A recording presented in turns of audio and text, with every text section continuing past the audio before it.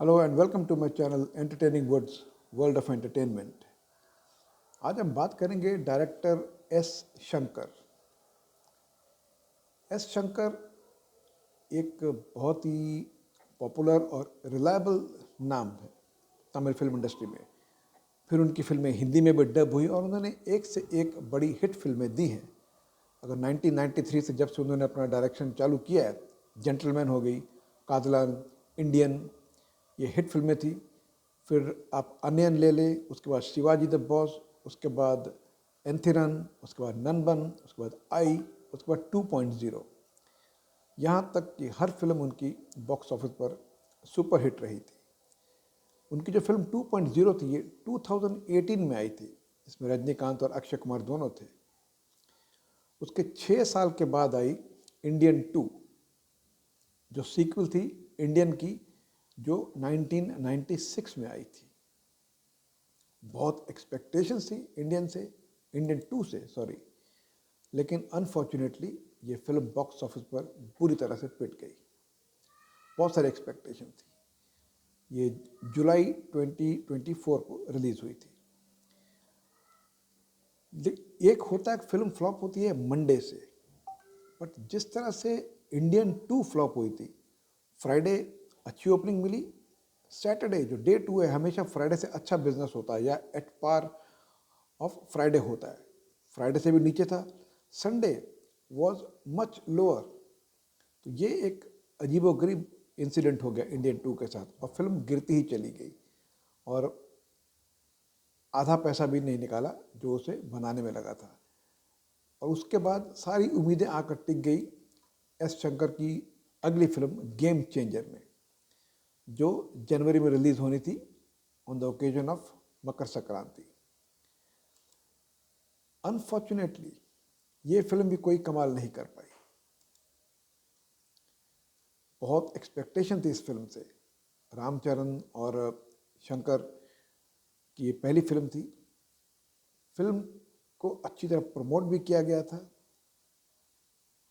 Film ने अच्छी opening भी ली थी पहले दिन, बहुत अच्छी ओपनिंग ली थी फर्स्ट डे, लेकिन उसके बाद इसने भी वही इतिहास दोहराया जो इंडियन 2 ने दोहराया था।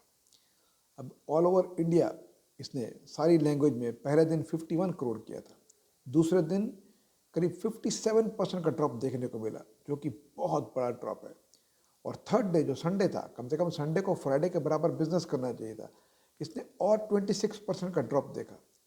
संडे को 16 करोड़ के लगभग का बिजनेस इसने किया था, जबकि पहले दिन 51 करोड़ का था। तो जब फिल्म वीकेंड संडे को दम तोड़ दे तो फिल्म का कोई भविष्य नहीं हो सकता। और मंडे को एब्सोल्युटली फ्लैट बिलो 8 करोड़ आ गई। ट्यूसडे को फिर थोड़ा उछाल मिला, देखने को करीब 10 करोड़ था। वेंसडे को करीब 7 करोड़ का बिजनेस। अब तक टोटल करीब इसने 115 करोड़ का बिजनेस किया है इंडिया में, बट इसका बजट बहुत बड़ा है और ये फिल्म जो है फिल्म बॉक्स ऑफिस पर फ्लॉप हो चुकी है। कई बार ऐसा होता है कि रिलायबल डायरेक्टर के नाम पे लोग जाते हैं देखने। शंकर एक बहुत ही रिलायबल नाम था। तो जिस तरह से उनकी पिछली 2 फिल्में बॉक्स ऑफिस पर बुरी तरह पिट गई है, इंडियन 2 और गेम चेंजर, क्या अब ये समझा जाए कि डायरेक्टर शंकर जो है अपना वो जो मैजिकल टच है वो खो चुके हैं? क्योंकि बहुत ही अच्छे डायरेक्टर हैं। अगर आपने उनकी पिछली 5-7 फिल्में देखी हैं तो क्या वजह हो सकती है कि ये जो 2 फिल्में उनकी पिट गई हैं? रिपीटेड स्टोरी लाइन, उसी तरह का ट्रीटमेंट, क्योंकि हीरो दोनों में अच्छे थे। रामचरण थे गेम चेंजर में, उसमें कमला हसन थे और वो सीक्वल था। और अभी हमने देखा है कि पिछले 2-3 साल में हर सीक्वल अच्छी तरह से चला है बॉक्स ऑफिस पर। बहुत ही रेयर ऐसा हुआ कि कोई सीक्वल पिटा हो, और इंडियन 2 उसमें से एक था। But the way it has failed at box office was really amazing. और अब शंकर की जो अगली फिल्म है वो है इंडियन 3। अभी पोस्ट प्रोडक्शन स्टेज में है, 2025 में रिलीज़ होने वाली है।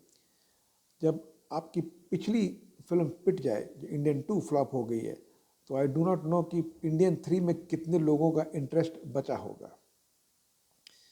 हालांकि गेम चेंजर को कुछ बहुत ही अच्छे रिव्यूज़ मिले थे, कुछ अबव एवरेज रिव्यूज़ मिले थे, बट कई लोगों का ये कहना था कि इसकी जो ट्रीटमेंट है, इसकी जो स्टोरी लाइन है, वही पुरानी फिल्मों से मिलती जुलती है।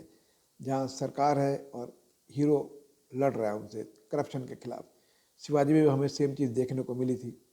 अनयन में थोड़ा अलग रूप से देखने को मिली थी, जिसे हमने हिंदी में अपरिचित अपरिचित के नाम से देखा था। But that was a different movie, उसका थॉट प्रोसेस ही बिल्कुल अलग था। लेकिन अब जिस तरह से इनकी दो फिल्में फ्लॉप हो गई हैं, इंडियन 2 और गेम चेंजर, 6 महीने के गैप में किसी बहुत बड़े डायरेक्टर की दो बड़ी मच अवेटेड फिल्में फ्लॉप होना इंडस्ट्री के लिए एक बहुत बड़ा शॉक होता है।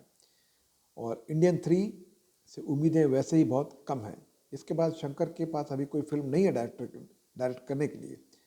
सो लेट अस होप जो अगली फिल्म वो डायरेक्ट करें इंडियन 3 के साथ, क्योंकि वो बहुत ही सेंसिबल, बहुत ही इंटेलिजेंट डायरेक्टर हैं। आई होप वो कोई बहुत ही अच्छी स्टोरी सोचेंगे, फिर उसे डायरेक्ट करेंगे और एस शंकर एक बार फिर से अपना लोहा मनवाने में सफल हो जाएंगे। तो here wishing S Shankar all the very best for his next film. Thank you very much for watching this video and have a great day.